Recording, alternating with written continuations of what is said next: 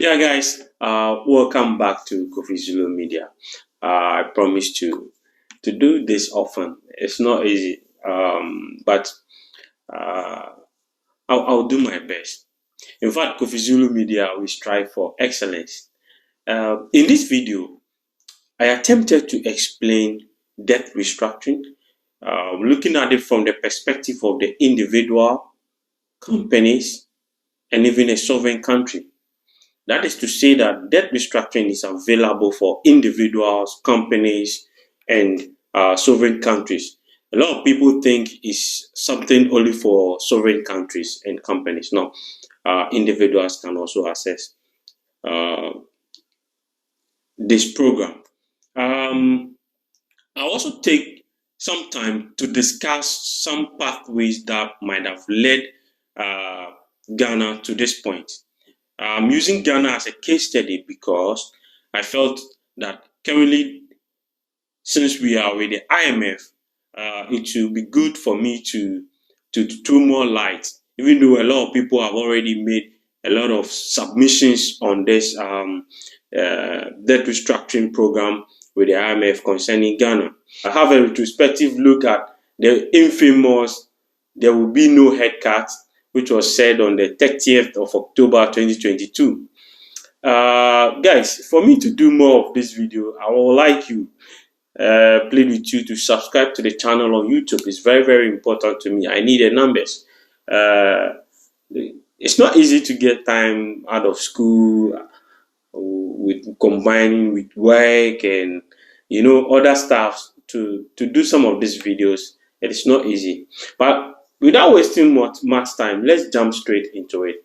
So we say, what is debt restructuring? We say debt restructuring is a practice of renegotiating the terms of your debt in such a way that your repayments become manageable. And this may include increasing your repayment period, okay, and then reducing interest rate. Basically, that is how debt restructuring should look like.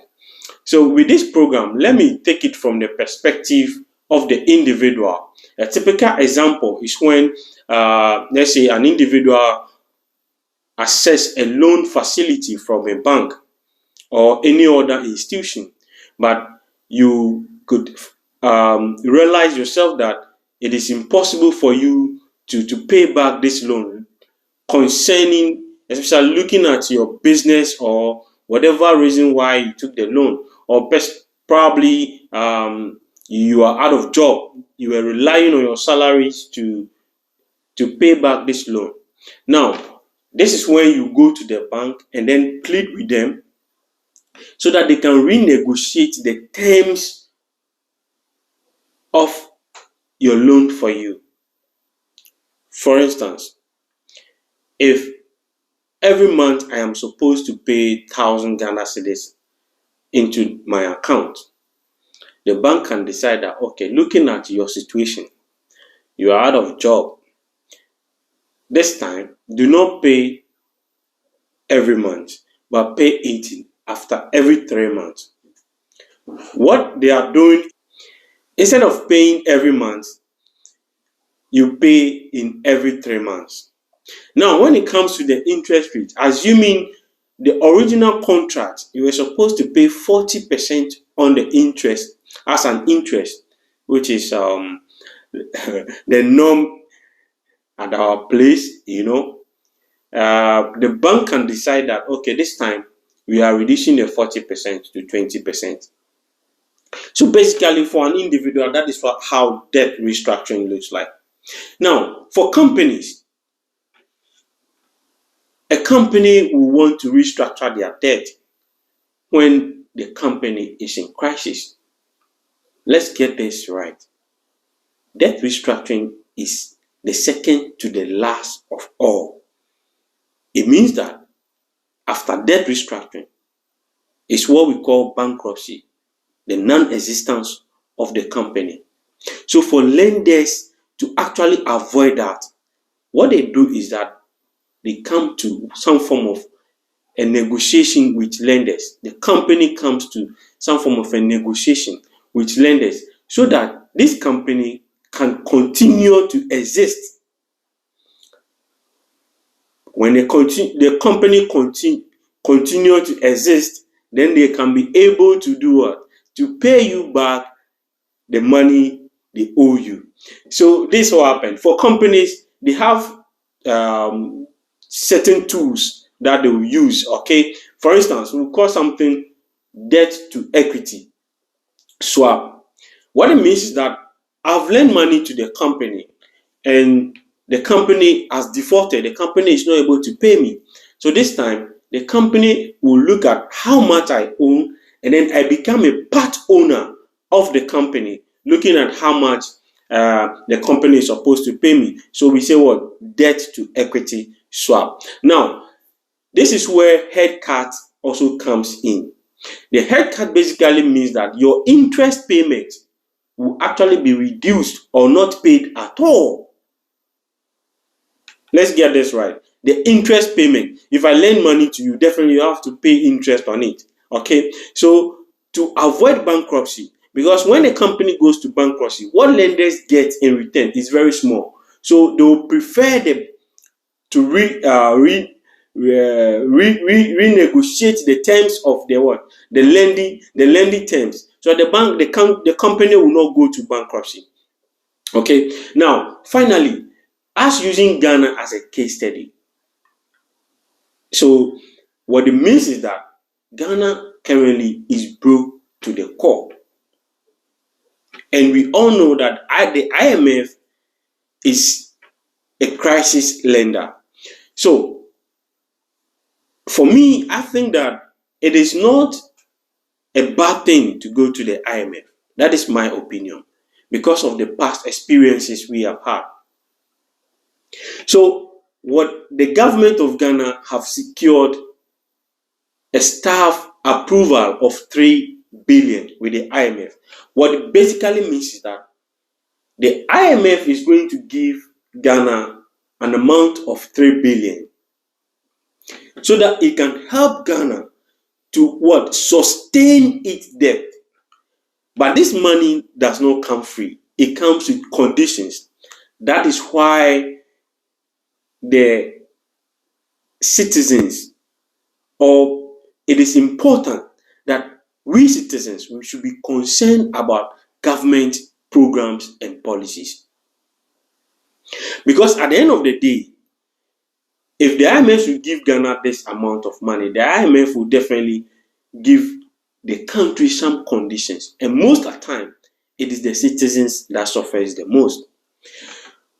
Why do I say this? I am saying this because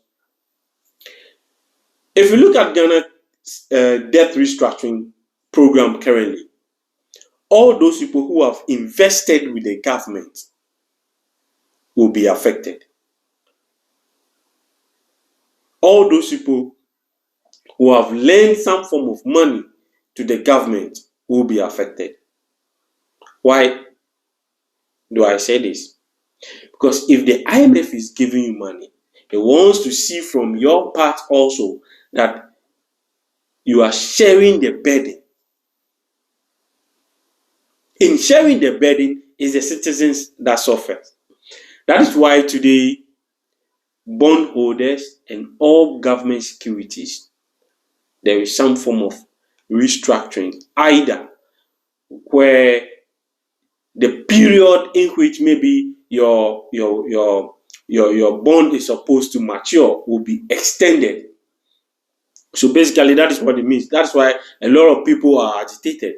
And for me, I think that this is actually hitting the financial sector hardly, because our financial sector as a country is not robust. Why do I say this? As a country, most of our banks do not have alternative areas to invest monies they receive from clients or customers. So what do? They reinvest these monies back with the government, because it was believed back then that the government is a last resort. Government is a continuous process. Government has given us guarantee that our monies will be safe and will always be safe. But this time, for the first time in the history of Ghana, all these monies will be affected. So all the bonds that the banks have bought with the government, they've been renegotiated. The repayment periods have been extended. The interest rates have been reduced. That is basically the idea. And the worst part of it is that pensioners will also be affected. Now, for me, I think that one of the key things that as a country or those who are leading us are not really taking key interest is negotiation. And I'll talk about that in my next video. So as a country now, without this IMF loan, it means that soon Ghana will go to what we will say bankrupt, where we will not be able to pay our lenders, we will not be able to pay government workers, government projects will come to a halt. So for me, I think if you are a Ghanaian, this is the time we should support the government. This is the time that we should educate our friends, colleagues, family members that tough times will come after this IMF program.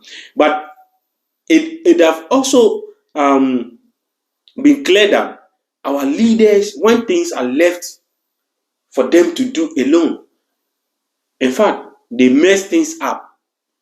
So for me, I think the IMF will have some control mechanisms, even though it's going to hit us as citizens. But the mechanisms help to regulate our leaders to do the right thing. When you look at haircut, it was eminent and clear and very misleading for someone to say that there will not be head cuts. Because when you look at the definition of debt restructuring, it was clear that there will be head cuts. Those who have listened to the minority leader and have done something about their investment, I'm sure they are safe before all this approval was done. Now, for me, I think that for someone to boldly say there will not be health cuts was to save the banking sector. Why am I saying this? Because people in government also have friends who have invested in the government. So definitely, if the government decide to go for such a program, definitely people will be trooping into the banks to liquidate their assets with the government and to save the government from embarrassment. The more, it's best for someone to come and clearly mislead us that there will not be head cut so that people can keep their monies in the bank. And for me, it's like rob Peter pay Paul, good or bad, because this have saved the banks, the banking sector. For some reason, it looks misleading, but in a way, it have saved situations. So we'll take it like that. Guys, so basically, this is what debt structuring is all about.